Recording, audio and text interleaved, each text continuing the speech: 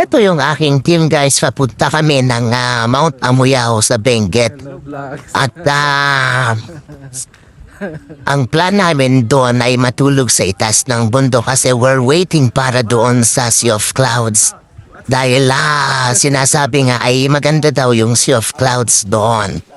At bawat sa amin ay may mga bagahe. Parang sa pong buhay guys, may mga bagahe na ako minsan kung bubuhatin mo if ever.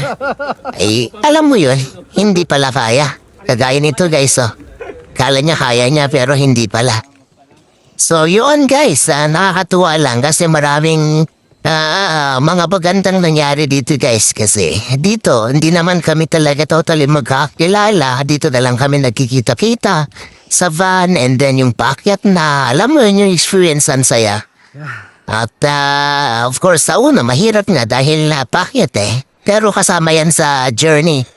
At pinaghandaan naman natin yan, nag-training naman tayo ng konti para sa gayon ay hindi maubos o maubusan ng lakas habang umakyat. At yun nga, ang saya nito, nagkakilala kami guys dito. Masaya yung experience na ito na umaakyat ng bundok. Kaya tara guys, akyat na tayo ng bundok para ma-experience natin ang saya dito.